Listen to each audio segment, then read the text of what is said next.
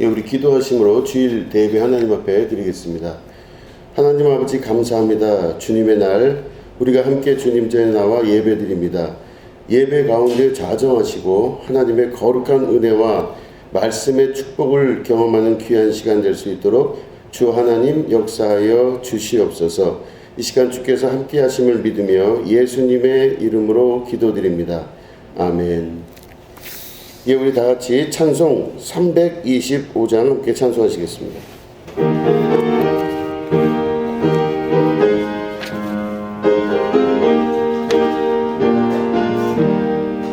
예수가 함께 계시니 시험이 오나 겁없네. 기쁨의 근원 되시는 예수를 위해 삽시다.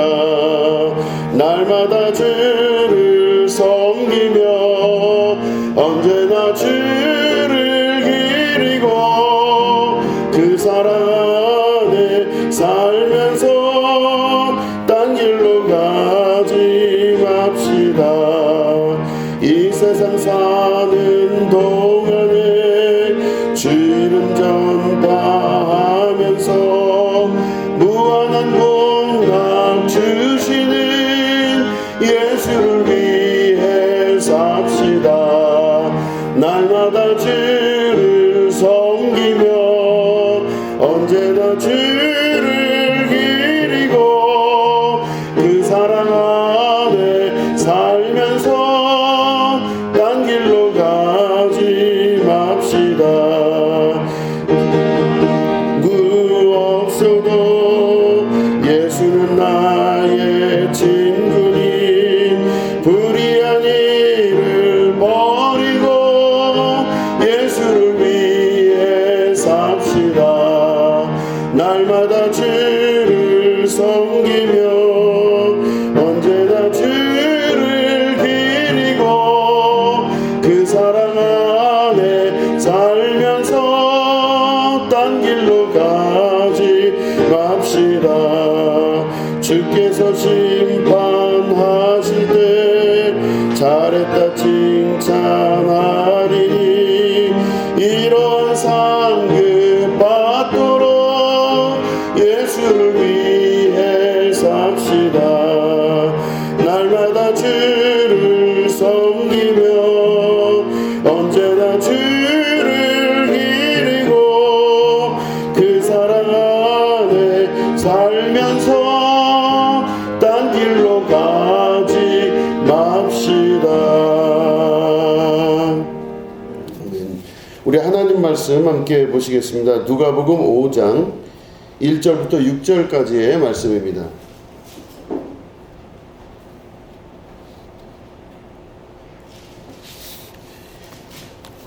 예, 누가복음 5장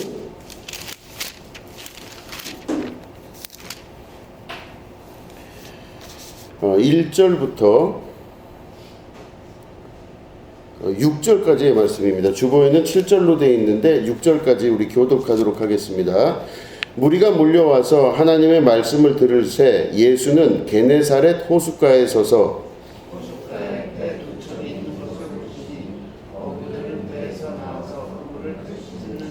예수께서 한 배에 오르시니 그 배는 시몬의 배라.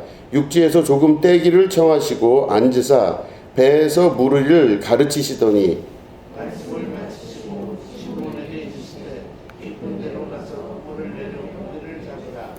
시몬이 대답하여 이르되 선생님 우리들이 밤이 새도록 수고하였으되 잡은 것이 없지만은 말씀에 의지하여 내가 그물을 내리리이다 하고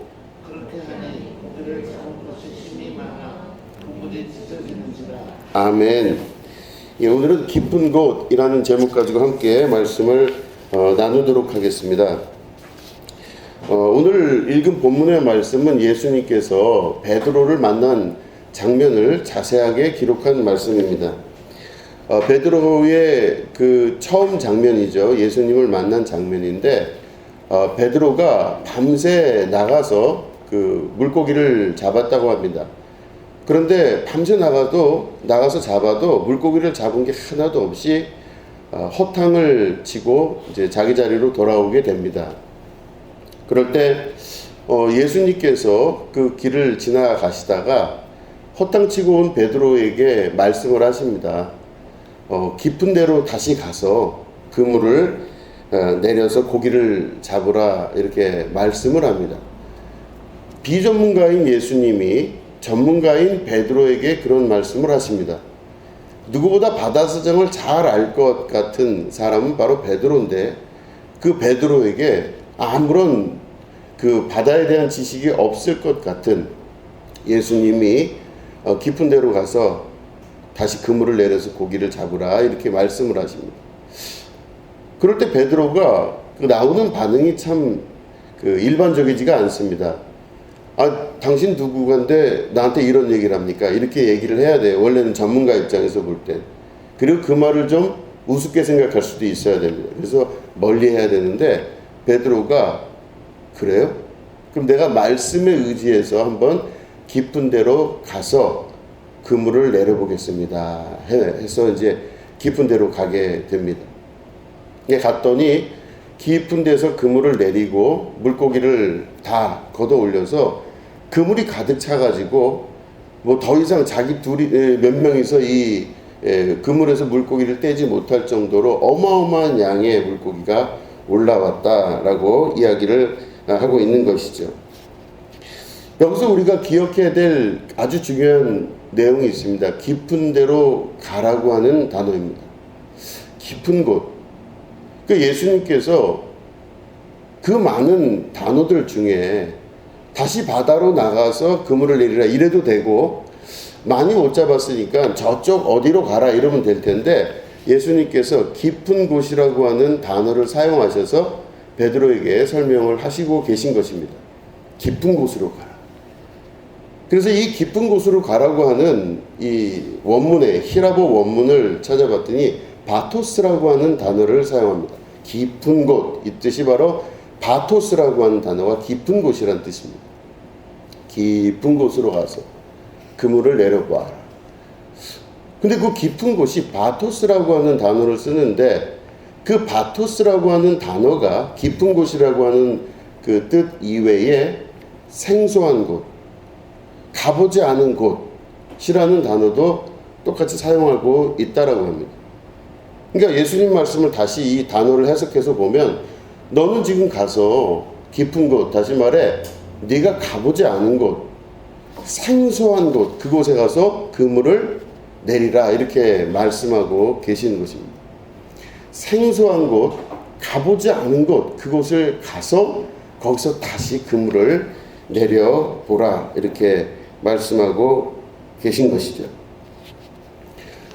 우리 인생과 삶 가운데 깊은 곳이라고 이야기하는 부분이 어디 있는지를 생각해 볼 필요가 있습니다.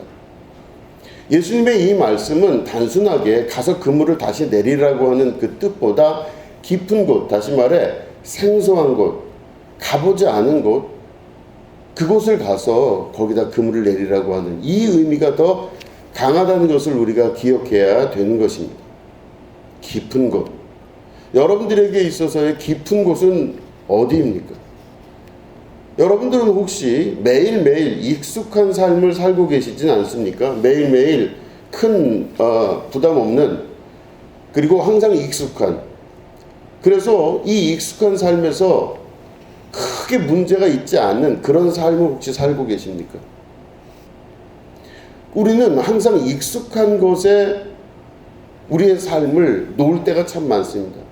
항상 보았던 곳, 항상 만났던 사람, 항상 만났던 일들을 우리가 만나면서 그런 것들로 우리들은 안정을 취하기도 하고 이게 맞다, 여기가 내가 살 곳이다 이렇게 생각한 적은 혹시 없으십니까? 성경 안에서 보면 예수님의 이 깊은 곳이라고 하는, 다시 말해 생소한 곳, 가보지 않은 곳으로 가라고 하는 이 명령은 예수님께만 있는 말씀이 아닙니다. 구약 성경을 통해서 성경 전체에서 끊임없이 말씀하는 내용 중에 한 주제가 바로 이 주제입니다.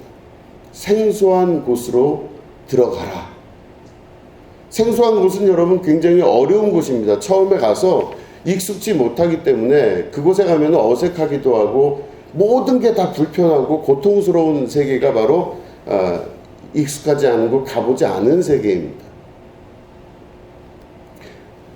이스라엘 백성이 애굽에서 이집트 그 애굽에서 종살이를 했다고 성경은 기록하고 있죠.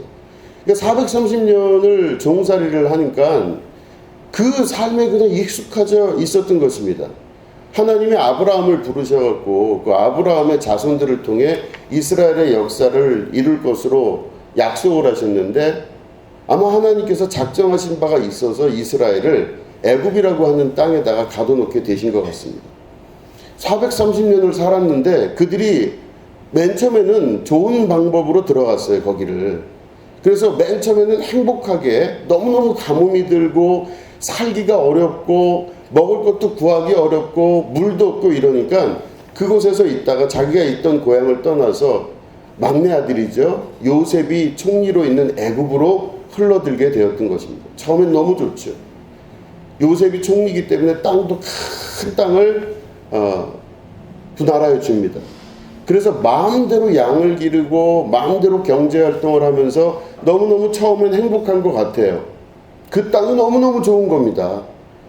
공짜로 땅을 불어받고 그런 경제활동을 하면서 부족함 없이, 그러니까 아마 430년을 아무런 문제 없이 쭉 내려왔던 것 같아요. 그러니까 자기가 그 생활에 익숙해지기 시작하는 겁니다. 애굽에서 북동쪽, 애굽 그 이집트의 북동쪽에 있는 그 넓은 지역의 양을 키우면서 아주 행복하고 평안해서 자손들도 많이 낳고 번창을 하게 됩니다. 그래서 이스라엘이 점점 사람들이 불어나요. 행복한 시기였겠죠. 그러면 하나님이, 만약에 하나님 입장에서 생각을 해보면, 아니 그 땅에서 그렇게 잘 부흥하고 잘 돼서 자손들도 많이 낳고 행복하면 그 땅에서 그대로 살게 해서 이집트, 애굽이 무너지게끔 하셔서 그 정권을 사로잡게 해서 애굽 땅을 이스라엘이 먹게 되면요, 가나안 땅에 가는 것보다 훨씬 더 빠르게 이스라엘이라는 나라를 구축할 수 있을 것 같았어요. 제 생각이 그렇다는 겁니다. 사람이 살던 곳이 익숙하잖아요. 자기가 익숙한 장소에서 익숙한 것 안에서 그런 것들을 다 이룰 수가 있을 때 얼마나 좋겠어요. 그런데 하나님이 이 이스라엘 사람들을요, 그 애굽에서 430년이 흐른 후에 종살이를 하게 합니다. 그러니까 이 애굽 사람들이 막 이스라엘 사람들을 괴롭혀요. 너무너무 좋은 데였는데, 너무너무 좋은 장소였는데, 이제는 자손들도 많아지고 더 이상 뭐 어떻게 움직일 수도 없는 상황에 막 괴롭고 힘들게 만들어요, 상황이. 이때 막 괴롭고 힘들게 만들어요. 근데 이게 왜 괴롭고 힘들게 만들었을까를 가만히 생각을 해보면, 이게 여러분 보시면은 우연하게 애굽의 왕이, 황제가 이스라엘을 그냥 아무 이유 없이 괴롭힌 것 같잖아요. 근데 성경 구석구석 이렇게 뒤져보면 하나님께서 바로의 마음을 강팍하게 하신지라, 이런 성경 구절이 나옵니다. 그러니까 바로의 마음이 강팍하게 되는 그 이유와 원인이 어디 있다? 하나님께서 그것들을 원인을 제공을 하신 거예요. 그러니까 이스라엘이 그 땅 안에서 그냥 살다 보니까 거기서 그냥 노예 일도 하면서 그냥 먹고 사는 일에 익숙하게 되면서 그 자리에 있다 보니까 하나님이 그걸 못 보시는 거예요. 그래서 어떻게 했다? 하나님이 그 이집트 애굽의 왕을 강팍하게 해서 이스라엘 사람을 또 괴롭힌 거예요. 그러니까 이 괴롭힘이 있다 보니까 이스라엘 백성이 모세라고 하는 인물이 나왔을 때 가나안이라고 하는 땅을 향해, 광야를 향해 나아갈 수 있게 하는 원인을 만들어 주셨다고 하는 뜻입니다. 자, 그렇게 되면 우리가 이 말씀만 가지고도 우리가 분석하고 생각해 볼 수 있는 건, 내 주변에 일어나는 여러 사건들, 그 일들이 그냥 일어나는 것은 아니라고 볼 수가 있다는 것입니다. 좀 힘들고 어려운 일이 닥치거나 괴로운, 해결 안 되는 문제들이 있을 때 그 문제가, 우리는 어떤 바로 왕이라든가 아니면 내 자신이든가 뭐 여러 문제를 이렇게 자꾸 생각할 때가 있는데, 이 세상의 모든 역사는 하나님의 역사입니다. 하나님께서 의도를 가지시고 그런 것들을 만들어내셔서 그 모든 이스라엘 사람들의 생각과 마음을 바꾸게끔 만드는 역사를 이루고 계신다고 하는 것이죠. 그걸 우리가 지혜로서 깨달아 알게 됩니다. 자, 그러면 이스라엘 사람들이 지금 막 고통스러워요. 애굽에서 종살이 노예 생활을 하고 있습니다. 그런데 먹고 사는 건 괜찮아요. 먹을 건 주는 겁니다. 아무리 괴롭히더라도 먹을 건 줘요. 그리고 고기도 줘요. 고기가 먹을 거 맞죠. 먹을 것 주고, 그래도 자기들이 살 수 있는 집도 줘가지고 집과 음식이 해결된 이상은 문제없이 그냥 지나가게 되는 겁니다. 그런데 이 사람들이 그렇게 살다가 자기가 만약에 마음을 먹으면 그 자리에서 그냥 내 인생은 이러려니 원래 세상은 그런 거 아니겠는가 이렇게 생각하면서 그 자리에 머물 수가 있었을 겁니다. 그 자리에 아마 노예 생활을 계속 한다고 마음을 먹었으면 충분히 그럴 수도 있었을 거예요. 근데 이 사람들이 모세의 인도를 받아서 기적과 같은 하나님의 역사를 통해 출애굽을 시작해서 광야로 나갑니다. 근데 광야를 나갔는데 며칠 있다가 봤더니 짐을 싸갖고 나왔는데 이 나왔던 짐들이 점점 떨어져요. 음식도 떨어지고 물도 떨어져요. 애들은 울기 시작해요. 다 지쳐가기 시작합니다. 얼마 후에 이 사람들이 점점 괴로워지기 시작하는 겁니다. 그러면서 이 사람들이 모세를 향해서 막 불평불만을 하기 시작하죠. 자기들이 있던 곳으로 돌아가고 싶다는 마음입니다. 자기들이 원래 있었던 곳은 어디예요? 애굽입니다. 애굽에서 종살이 하면서 그래도 고기라도 먹고 야채라도 먹고 그래도 편안한 집에서 잠이라도 잤지. 이렇게 돌아다니면서 텐트 같은 데서 잠자고 이러지는 않았을 것이다. 이렇게 이야기를 하고 불평불만을 얘기합니다. 그럴 때 이 과정 중에 막 힘들어하고 어려워하는 이 과정을 지나서 그들이 결국엔 가나안 땅을 향해 다시 나아가게 되는 이제 이런 일들이 바로 우리가 알고 있는 출애굽의 사건입니다. 이스라엘 사람들의 모습 안에서 익숙한 것에 자기들의 삶을 투사하고 살았던 사람들이 하나님께서 선물과 같이 주신 고통 때문에 자기가 있었던 장소에 대해서, 자기가 있었던 세계에 대해서 다시금 생각하고 느끼기 시작합니다. 그 역사를 이루어가는 것이 출애굽의 사건입니다. 예수님께서 베드로에게 바토스, 깊은 곳으로 가라 이렇게 말씀하신 것은 그 깊은 곳의 의미는 생소하여 가보지 못한 곳. 그렇기 때문에 거기 가기 위해서는 내가 뭔가 조건이 있어야 돼요. 두려움을 이겨내야 됩니다. 이게 도대체 무슨 일이 벌어지는지 모르겠네. 이런 세계 가운데로 들어가게 되는 것. 이게 바로 깊은 곳으로 가라고 하시는 예수님의 말씀이에요. 베드로가 자기가 익숙했던 세계에서 그냥 있었으면 이상한 사람이 하는 말이구나 하고 그냥 넘겨버리고 그냥 퇴근해서 자기 집으로 가서 밤새 일을 했기 때문에 잠을 푹 자고 다음날 일어나서 다시 하면 됩니다. 그런데 베드로가 자기의 익숙함으로 넘어가지 않고 예수님의 말씀을 의지하여 믿고 다시 깊은 곳으로 가서 그물을 내리게 되는 것이죠. 이게 기독교의 정신입니다. 하나님 나라의 정신이 그렇다고 하는 것이죠. 파울로 코엘료의 연금술사라고 하는 책이 있습니다. 이 연금술사라는 책을 제가 읽고 참 감동을 받아서 수도 없이 여러 번 읽었습니다. 이 연금술사에 나오는 주인공의 이름은 산티아고입니다. 이 산티아고라고 하는 한 어린 남자아이가 자기 아버지랑 대화를 하다가 아빠, 난 맨날 이 동네에 이렇게 있는데 난 좀 어디를 좀 돌아다니고 싶은데 그 돌아다니려면 어떤 걸 해야 돌아다니겠습니까? 그러니까 아빠가 뭐라고 얘기하냐면 야, 너 그럼 양을 길러봐라. 양치기가 돼봐라. 그럼 양치기가 되면 양이 막 어딘가를 간다는 거예요. 어딜 가겠어요? 당연히 풀이 많고 물이 있는 곳으로 간다는 것입니다. 막 가요. 그러면요, 이 양치기가 아무리 머무르고 싶어도 양이 가기 때문에 그곳을 쫓아가게 돼 있어요. 그러니까 양치기는요, 한번 출장 나가면요, 2달도 있고 3달도 있고 돌아다니다 온다는 것입니다. 그래서 산티아고가 그 이야기를 듣고 와 이거 괜찮은 것 같은데 하고 양치기가 되기로 결심을 합니다. 그래서 동네에서 알아봐서 이제 알바를 구한 거죠. 그래서 양치기가 됩니다. 그 양을 치러 돌아다녀요. 그래서 2달, 3달을 막 돌아다니면서 양들이 먹을 풀 이런 것들을 다 이렇게 그 먹이고 거기서 잠을 자고 밤에 이제 하늘에 있는 별들을 보고 낭만적인 이제 삶을 사는 것이죠. 그러고 있다 쭉 지나가는데 이 산티아고가 양들하고 꽤 오래 살다 보니까 양들의 모습을 관찰하는 것이죠. 야, 쟤네들은 저렇게 사는 게 지겨울까? 혹은 행복할까?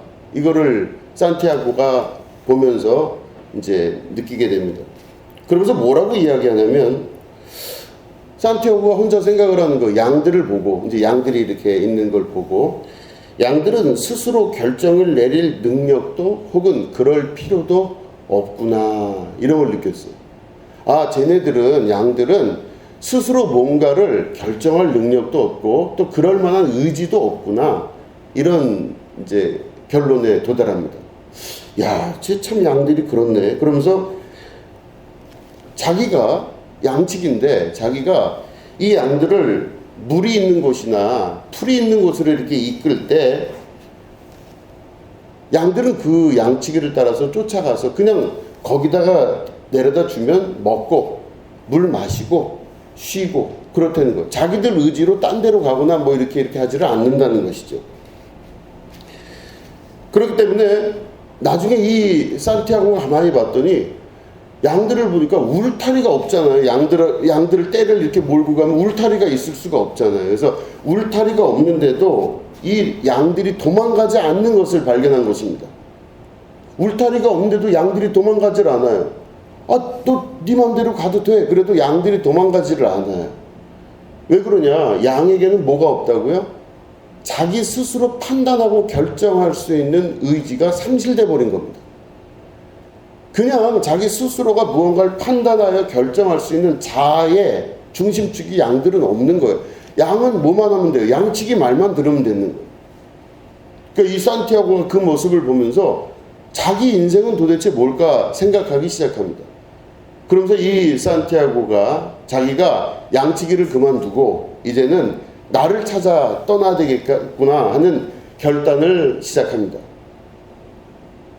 자아의 의지가 사라지고 자기 결정력이 사라져버린 양들의 모습을 보면서 산티아고는 곧 자기 자신이 어떤 종류인가, 자기는 누군가 이런 것들을 결정하게 되는 것입니다. 산티아고나 양은요, 둘 다 익숙해 있었습니다. 양들도 그게 익숙한 거예요. 왜 결정을 못 내리냐면 너무나 익숙한 겁니다. 때가 되면 양치기. 이 산티아고가 자기들을 이끌어서 풀이 많은 곳으로 데려다 줄 거예요. 그럼 거기다가 자기들은 그냥 익숙하게 풀을 뜯어 먹으면 되는 겁니다. 그리고 물이 있는 곳으로 또 가게 되는 것이죠. 그러니까 자기 결정권이 없어요. 있을 필요가 없는 겁니다. 자기 스스로가 무언가를 찾을 이유도 없어요. 산티아고도 마찬가지예요. 산티아고는 사실은 양들을 키우지만 양들을 데리고 갈 때 사막 가운데로 데려가지는 않습니다. 풀이 있는 곳으로 다닌 거예요. 그러니까 이 산티아고는 어떤 조건이 있는 곳으로 자꾸 가려고 하는 의지를 갖게 될 때 산티아고가 보는 것은 다른 게 안 보이고 양들이 먹을 풀만 보이고 양들은 다른 게 보이지 않고 산티아고 이 양치기만 보는 거예요. 그러니까 둘 다 양이나 본인이나 자기 결정 능력, 자기 판단 능력이 없게 되는 것입니다. 가장 미련하게 흐르던 대로 그냥 가게 되는 자기 의지가 완벽하게 결여된 상태.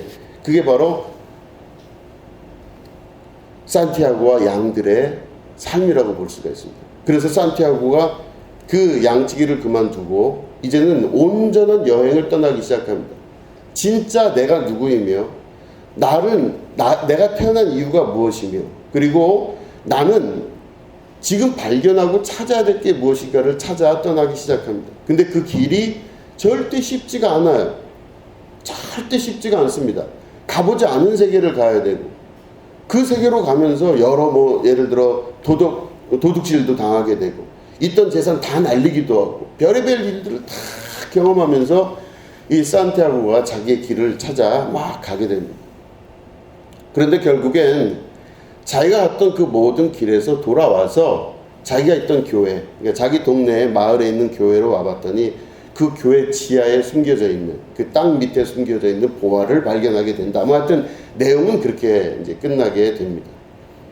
진짜 연금술사를 찾아서 진짜 일반적인 것들을 금으로 바꿀 수 있는 그런 사람을 찾아서 떠난 여행이었지만, 이 소설이 의미하는 바는 바로 자기 자신의 인생을 스스로 찾을 수 있는 사람. 하나님은 내 안에서 우리 스스로의 정체성을 찾기를 원하신다는 그 이야기와 같은 맥을 하고 있다고 하는 것입니다. 말씀드린 대로 이스라엘 사람은 종으로 그냥 노예같이 살고 있는 거예요. 왜 살겠습니까? 주는 고기와 주는 밥, 그리고 하루라도 잠깐이라도 누워서 있을 수 있는 집. 내 삶은 전반적으로 노예의 삶이고 비참할 수밖에 없는데, 그 노예의 삶과 내 마음대로 살 수 없고 그냥 가라면 가고 오라면 오란 대로 끌려다니는 그런 인생을 살았던 이스라엘, 그게 노예 아니겠습니까? 그러면 노예인 이스라엘은 자기 생각을 가질 수가 없어요. 노예니까. 그냥 주인이 가라 그러면 가고 오라 그러면 오는 겁니다. 주인이 죽어라 그러면 죽는 것이고, 주인이 일어나라 그러면 일어나는 거, 이게 바로 노예예요. 노예는 자기 생각이 없기 때문에 그저 가라는 대로 오라는 대로 끌려다니는 삶을 사는 게 노예입니다. 근데 그렇게 사는 거예요. 지금 그렇게 사는 겁니다. 그런 이스라엘에게 하나님께서 그 자리를 떠나라고 명령하시는 거죠. 그죠? 모세를 통하여 광야로 나가게 하시는 하나님의 역사가 나타나게 되는 것입니다. 그런데 베드로에게도 똑같은 것을 예수님께서 말씀하시는 것입니다. 베드로는 자기가 익숙한 대로 살았던 사람이에요. 그냥 어부질을 했던 사람인 것이죠. 근데 예수님께서 그 베드로에게 말씀하시기를 깊은 곳으로 가라, 이렇게 말씀하십니다. 생소하고 경험해보지 못한 곳으로 가라, 이렇게 말씀하고 계시는 것입니다. 자기가 있는, 자기를 안전하게 만들어줄 수 있는 세계를 깨야만 그 다음 세계로 나갈 수 있다는 걸 말씀하고 계시는 것입니다. 자기를 둘러싸고 있는 가장 익숙하고 안전하고 편안했던 그 모든 것들이 우리에게는 결론으로 어떻게 다가오냐면, 익숙한 곳은 대부분 노예의 삶으로 변한다는 것을 기억할 수 있어야 됩니다. 너무너무 익숙하고 편안하고 맞다고 여겼는데 실제로는 그 삶은 자기라고 하는 자아의 정체성이 사라져버린, 자기 결정도 할 수 없고 아무것도 할 수 없는 노예의 상태로 전락해버린다는 것, 이게 하나님께서 말씀하시는 삶입니다. 베드로는요, 물고기를 낚는 어부였죠. 그런데 이 베드로가 자기 뜻대로 만약에 그대로 했다면, 익숙함에 맞춰서 살았다면, 그냥 아까 말씀드린 대로 집에 들어가서 잤다가 다음날 아침 일어나서 다시 나가면 돼요. 베드로는. 그러면 이 사람은 평생 어떤 사람이 되냐면, 그냥 자기 직업에서 크게 떠나가지 못하는, 자기 삶에서 한 발짝 밖으로 나가지 못하는 삶을 살 수밖에 없는 것입니다. 그냥 어부일 거예요. 어부. 이 사람이 죽을 때쯤 됐을 때 어부로 죽을 거예요. 이 사람은 특별한 거 없어요. 그냥 먹고 사는 일에 자기 인생을 투사하면서 평생을 그냥 물고기 잡다가 팔고 먹고 살고 끝나버리는 겁니다. 아무런 의미가 없는, 어떻게 보면은 가장 일상적인 것 같지만, 자기가 먹고 사는 일에 매여서 자기의 인생이 송두리째 없어져 버리는, 자기 결정권도 없고 자기가 무엇인가 할 수 있는 판단도 필요하지 않는 그 정도 삶에서 인생이 맞춰졌을 겁니다. 그런데 깊은 곳으로 가라 하시는 말씀을 듣고 나서 거기에 순종했더니 어떤 일이 벌어져요? 물고기를 낚는 어부가 아니라 사람을 낚는 사람으로 변화가 됩니다. 사람이 바뀐 거예요. 여기서 사람을 낚는다고 하는 것은 단순히 사람을 잡는다고 하는 뜻 이외에 여러 가지가 있습니다. 물에는 여러분 물고기가 있지만, 물이라는 세계 안에서 물고기를 끌어내지 않습니까? 그죠? 물이라는 세계에서 물고기를 끌어내. 그건 무슨 말이냐면 사람들이 익숙하게 자기의 삶을 살던 사람들이잖아요. 이 물고기처럼. 우리 사는 거 다 뭐 알잖아요. 뻔한 세계잖아요. 이렇게 하고 저렇게 하고 뭐 이렇고 저렇고 이 얘기 듣고 저 얘기 듣는 우리가 일반적인 사는 세계인데 이 세계에서 베드로는 어떤 일을 하는 사람이 됐냐? 이 세계에서 그 사람들을 낚시로 끌어내요. 그럼 어떻게 돼요? 물고기가 살고 있는 물의 세계에서 어떤 세계로 가는 거예요? 공기가 있는 육지의 세계로 이 사람들을 옮겨가는 역사를 베드로가 했다고 하는 뜻입니다. 그 사람들의 세계가 바뀌는 거예요. 애굽에서 종살이 했던 이스라엘 사람들이 그냥 종으로 노예로 살다가 죽으면 끝나는 문제입니다. 뭐 하나님의 뜻이 어디 있으며 하나님의 역사가 어디 있으며 그런 거 없어요. 그냥 살다가 거기서 그렇게 죽으면 끝나는 문제입니다. 그런데 이 사람들의 세계를 어떻게 했어요? 옮겼어요. 누가? 베드로가. 또 옮기는 역사는 하나님의 역사 안에서 계속해서 나타나게 된다는 것입니다. 자기의 삶의 자리를 벗고 나온다는 것은요, 굉장히 큰 모험이 우리에겐 필요로 합니다. 그런데 그 세계를 나온다는 뜻은 뭐냐면 노예의 삶이 아니라 자기 인생을 자기가 주도할 수 있는 인생으로 바뀐다는 뜻입니다. 하나님의 역사가 내 안에서 이루어지면서 그걸 돕기 위하여 성령께서 우리 안에서 계속적으로 이끌어 가시는 역사를 경험하게 되는 것. 이게 바로 기가 막힌 하나님의 계획이고 역사인 것이죠. 자, 그래서 이 말씀을 보시면요, 바토스라고 하는 깊은 곳으로 가라 말씀하셨는데 이게 한국어 성경으로 보면은 깊은 곳에 가서 다시 그물을 내리라 이렇게 돼 있는데 영어 성경을 보면요 뭐라고 돼 있냐면 영어 성경을 보면요 깊은 곳으로 가기 위해서는 먼저 해변으로부터 떨어져라. 이게 영어 성경으로 그렇게 돼 있어요. 그러니까 한국어로는 깊은 곳으로 가서 그물을 내리라 이렇게 돼 있는데 영어 성경은 깊은 곳으로 가기 위해서는 해변에서부터 떨어져서 멀리 떨어져서 깊은 곳으로 가라 이렇게 기록이 되어 있습니다. 그 말은 무슨 말이냐면 자기가 있는 이 해변으로부터 떨어질 수 있는 용기가 있어야 된다는 것이죠. 이게 바로 한 발짝 그 깊은 곳을 향해 발을 내디딜 수 있는 사람이 돼야 된다는 뜻이에요. 그 한 발짝이 얼마나 어려운지 여러분 아시죠? 굉장히 어렵습니다. 한 발자국이 온 세계의 무게를 다 갖고 있는 거. 한 발자국이 그렇게 어려운 겁니다. 설교 때 여러분 말씀을 드렸지만 여러분 기억하시죠? 이스라엘 사람들이 애굽에서 탈출했을 때 홍해가 갈라지지 않습니까? 홍해가 갈라지고 난 다음에 갈라진 곳으로 이스라엘 사람들이 발을 내딛어서 건너가요, 홍해를. 이게 이제 처음에 노예에서 나올 때, 출애굽할 때 첫 장면입니다. 그런데 가나안 땅을 40년을 돌아다닌 다음에, 아니죠. 어디죠? 그 광야를 40년을 돌아다닌 다음에 가나안 땅으로 들어갈 때 어떻게 됐죠? 거기는 홍해가 아니라 요단강이라고 하는 강이 앞에 있었어요. 그러면 요단강이 있는데 요단강을 건너가야 가나안 땅인데 그럼 요단강을 건너가려면 어떻게 해야 돼요? 요단강 물이 마르거나 없어져야지 들어가잖아요. 그렇죠? 요단강이 갈라져야 됩니다. 그런데 하나님이 뭐라고 명령을 하시냐면 그 요단강이 갈라지라고 말씀을 안 하시고 너희들이 먼저 그 요단강에 발을 내디더라 이렇게 말씀하세요. 그러니까 다시 말해 이 사람들이 저쪽에서 맨 처음에 나올 때 40년 전에는 갈라진 땅으로 안전하게 나왔는데 40년 동안 믿음의 훈련을 한 그 이후에는 이 사람들에게 어떤 요구를 하시냐면 갈라진 땅으로 가는 게 아니라 너희들 눈에 보이는 물이 있지 않냐 거기다가 발을 내딛어서 그 물을 그쳐서 너희들이 그 물을 마르게 해서 건너가라 이렇게 말씀을 하고 계시는 것입니다. 마음이 떨리죠. 40년 광야 생활하면서 광야에서 태어난 사람들만 지금 거기 있는데 하나님 말씀이 앞에 물이 있는데 그 물을 갈라놓고 건너가라 하신 게 아니라 거기에 먼저 너희들이 발을 대면 그게 갈라질 거라 말씀하세요. 믿음은 바로 앞에 놓여져 있는 상황을 믿는 것이 아니라 거기에 발을 내딛는 행위가 더 중요하다는 말씀이십니다. 한 발짝 발을 내딜 수 있겠느냐, 이 질문에 대한 대답인 것이죠.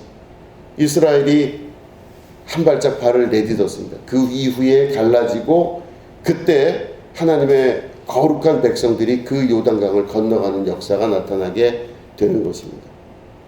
한 발짝 자기가 있던 그 해변가에서 발을 내딛는 것, 예수님께서 바토스, 그 깊은 곳으로 가라 하시는 그 말씀의 이면에는 깊은 곳으로 가기 위해서는 너희들이 한 발짝 그 발을 앞으로 내딛어야 된다 라고 말씀하고 계시는 것입니다. 그걸 할 수 있는 용기, 그걸 할 수 있는 담대함, 그렇게 한 발짝 내디딜 수 있는 그 열정, 이런 것들이 우리 안에 있을 때 하나님의 나라가 완성되고 이루어지게 된다고 하는 것입니다. 우리의 삶은 우리가 인식하지 못할 뿐이지, 우리의 인식하지 못하는 삶 가운데 수많은 우리의 주변에 있는 모습들은 실제로는 노예의 삶을 사는 경우도 많이 있다라고 하는 것입니다. 하나님은 우리가 이 인생과 삶의 주인이 되기를 바라십니다. 이 역사의 주인이 되기를 바라십니다. 그리고 내가 내 삶을 주도적으로 살기를 원하십니다. 내가 나에게 주어진 하나님께서 주신 이 귀한 삶을 축복의 삶으로 살기를 원하시는 것이죠. 그런데 그렇게 살지 못하고 평생을 종처럼 혹은 노예처럼 끌려다니고 혹은 양처럼 어디 풀이 있으면 거기 풀 뜯으러 가고 풀이 많으면 그걸 좋아하고, 그리고 자기가 결정하는 것이 아니라 그것도 양치기가 결정해 주는 거에 따라 그냥 끌려다니면서 평생을 자기 주관적인 삶으로 결정하지 못하고 끌려다니고 이끌리고 하는 삶을 평생 사는 것이 바로 양들의 모습이라면, 우리들은 하나님께서 주신 각 사람에게 임하신 성령의 역사를 통하여 자기 결정권을 가지고 하나님의 역사를 이루는 축복의 삶을 살 수가 있다고 하는 것입니다. 이게 하나님께서 우리에게 원하시는 바예요. 히브리서에 보면 그래서 그런 말씀이 있습니다. 그 조상들에 관한 이야기를 히브리서 11장은 쭉 기록합니다. 아브라함은 무엇을 어떻게 했고 이삭은 무엇을 어떻게 했고 하다가 나중에 보니까 뭐라고 말씀하세요? 그들이 나온 바 본향을 사랑하였다면 그냥 더 그 자리에 있어서 행복하게 살 수 있었겠지만, 그들이 자기가 있던 본향을 다시 떠나서 갈 수 있었던 중요한 이유는 그들이 더 나은 본향을 사모함이더라, 이렇게 되어 있습니다. 우리는 멈춰있는 존재들이 아니고 계속해서 하나님의 뜻을 향해 이루어갈 수 있는 자기의 인생과 자기의 삶을 스스로 주도적으로 결정할 수 있는 삶으로 인생이 바뀌어야 될 줄로 믿습니다. 그 사람이 바로 자기 인생의 주인임과 동시에 하나님께서 그것을 원하시고 우리 각자가 애굽의 노예와 같이 사는 삶을 원치 아니하십니다. 우리들은 더 큰 하나님의 뜻을 위해서 일하고 그 더 큰 하나님의 뜻이 무엇인가를 발견하고 볼 수 있어야 됩니다. 나를 향한 하나님의 뜻, 그저 풀 뜯다가 물이 있다가 가라고 하니 갔다가 오라고 하니 왔다가 하는 그 삶이 아니라 깊은 곳으로 가라 하시는 예수님의 말씀은 위험을 무릅쓰고 그 모든 것들을 뚫고 나가라 하시는 하나님의 뜻이, 예수님의 뜻이 그 안에 있다라고 하는 것입니다. 세계를 옮길 수 있으셔야 됩니다. 내가 있던 세계에서 멈추고 사는 것이 아니라 내 세계를 옮길 수 있는 믿음의 역사가 있어야 된다고 하는 것입니다. 데미안이라는 소설이 있습니다. 헤르만 헤세의 소설입니다. 데미안 소설 얘기 나오면 맨날 새는 알을 깨고 나온다. 제가 그 얘기를 많이 말씀을 드렸습니다. 그 이야기를 제가 다시 한번 이제 데미안을 봤더니 그런 내용이 참 인상 깊었습니다. 싱클레어라고 하는 그 학생이 맨 처음에 나오는 사실 주인공이에요. 이 싱클레어의 눈을 통해서 여러 사건들을 경험합니다. 그 싱클레어라는 학생이 있는데 같은 학교에 크로모라고 하는 친구가 매일 괴롭혀요. 이 싱클레어를. 맨날 괴롭히고 막 그 돈 갖고 오라 그러고 뭐 갖고 오라 그러고 꼬투리 잡아서 막 괴롭히고 그래요. 그러니까 이 싱클레어가 굉장히 괴로웠는데 어느 날 학교에 데미안이라는 친구가 전학을 옵니다. 그 데미안이라는 친구가 전학을 와서 싱클레어랑 인사를 하게 돼요. 근데 이 데미안이 뭐 대인관계가 좋거나 그런 친구는 아니에요. 자기는 혼자 그냥 홀로 독도처럼 가만히 있는 친구예요.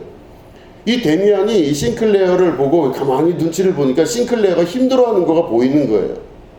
그 데미안이 이야기를 해요. 싱클레어한테. 야, 너 지금 크로모 때문에 힘들지? 너 걔가 계속 너 괴롭히지? 걱정하지 마. 해결해 줄게. 이런 식으로 얘기를 해요. 그게 무슨 일인가 해서 다음날부터 봤더니 크로모가 싱클레어를 괴롭히질 않는 거예요. 그리고 이 데미안이 얘기를 해요. 너 만약에 크로모가 너한테 와서 막 돈을 뺏거나 이런 일이 있으면은 데미안에게 물어봤어? 이거 꼭 얘기하래요. 그러니까 데미안이 이제 아마 제가 볼 때는 많이 두들겨 팼던 것 같아요. 이 크로모라고 하는 친구를. 그러니까 무서워서 이 크로모가 이제 싱클레어를 괴롭히질 못합니다. 이 싱클레어가 이 성장 과정에 있는 거죠. 학생이니까 쭉 성장 과정에 있으면서 뭐 이성의 눈을 뜨기도 하고 여러 가지 것들을 경험을 하면서 이 싱클레어가 자기가 있던 세계에서 성장을 하면서 점점점 새로운 세계로 가는 거예요. 어린 아이가 점점점 어른이 되어가는 과정의 이야기입니다. 데미안은 이 싱클레어에게 아주 중요한 메시지를 전달해주는 존재예요. 이 싱클레어는요, 착한 아들이었고 착한 사람이었겠죠. 그래서 자기가 있는 그 착하거나 혹은 자기가 있는 세계에서 변화되지 않으려고 했어요. 왜냐하면 자기는 이렇게 행동함으로 말미암아 얻는 이익들이 있는 거죠. 착한 아들, 착한 사람, 자기 생각에서 크게 벗어나지 않는 사람, 뭐 이런 의미가 있겠죠. 그러니까 다시 말해 자기가 그 고통을 당하고 어려움을 당하고 부모님이 괴롭히고 학교에서 괴롭히고 누가 괴롭혀도 꾹꾹꾹 참는 이유가 바로 뭐냐면 자기는 착한 사람으로 사니까 얻는 이익이 있다 이거예요. 그러니까 그렇게 사는 게 맞는 거예요. 자기는 싱클레어는. 근데 데미안이라는 친구를 너무너무 괴로운데 데미안이라는 친구가 와서 넌 그렇게 살면 안 된다 이야기를 하는 거예요. 데미안을 통해서 이 싱클레어가 막 깨어지기 시작합니다. 자기가 있던 세계를 점점 벗어나기 시작해요. 성장을 걷기 시작하면서 그전에는 어떤 누가 가르치지도 않았는데 지켰던 수많은 사건들과 이야기들을 싱클레어가 더 이상 지키지 않고 자기가 있던 틀을 벗어나기 시작합니다. 어기고 그 모든 것들을 이겨나가기 시작해요.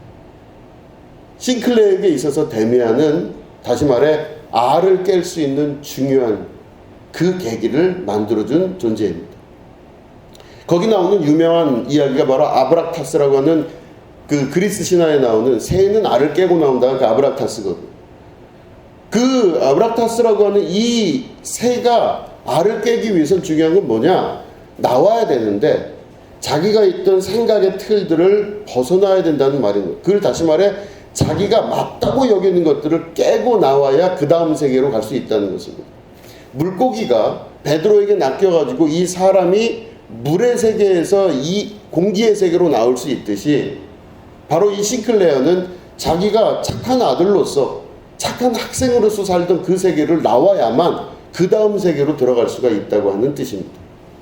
반드시 자기의 세계를 부술 수 있고 그래야 자기의 안에 원래 내가 왜 태어났는지 나는 누구인지에 대한 분명한 대답을 들을 수 있게 된다고 하는 것입니다. 데미안이 주었던 이 이야기는요, 우리 예수님의 베드로를 부른 사건과 크게 다르지가 않습니다.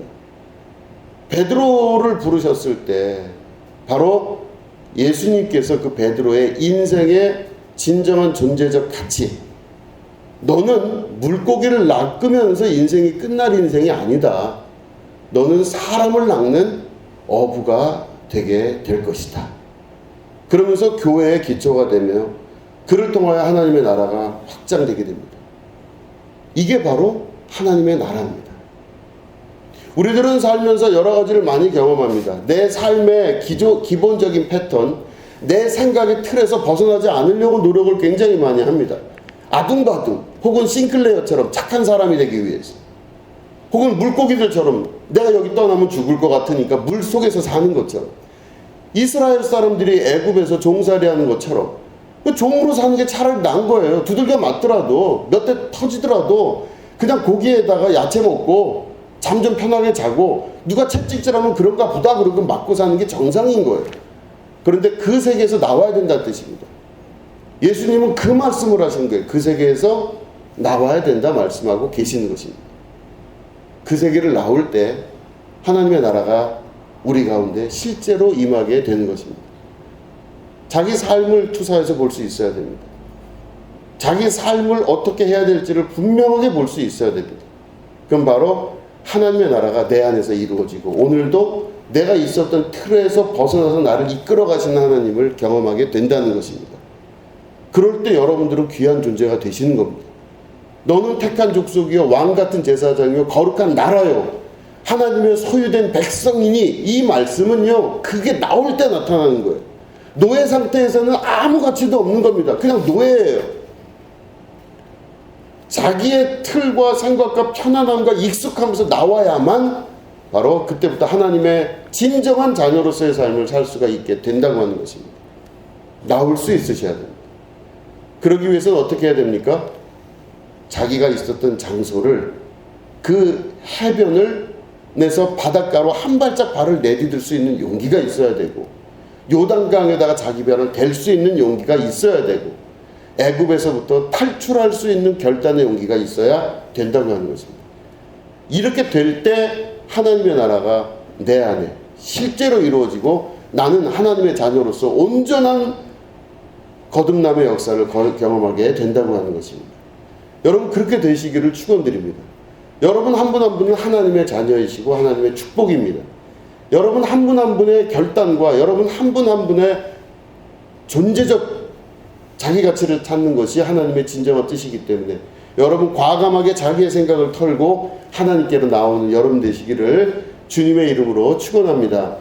기도하겠습니다. 하나님 아버지 감사합니다. 우리가 하나님을 믿는 믿음의 결단하게 하여 주시옵소서.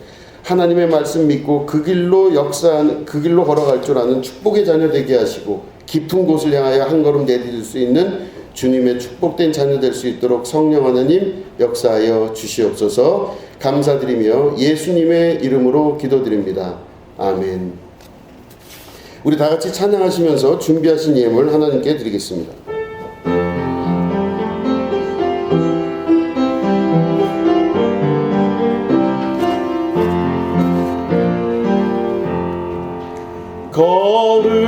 거룩하신 하나님 주께 감사드리세. 날 위해 이 땅에 오신 독생자 예수, 나의 맘과 뜻 다해 주를 사랑합니다.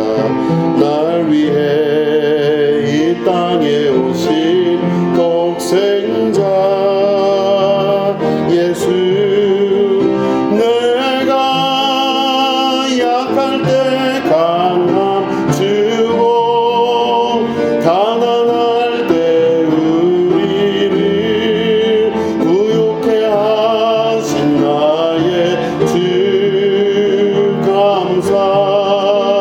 내가 약할 때 강함 주고 가난할 때 우리를 부욕해 하신 나의 주 감사.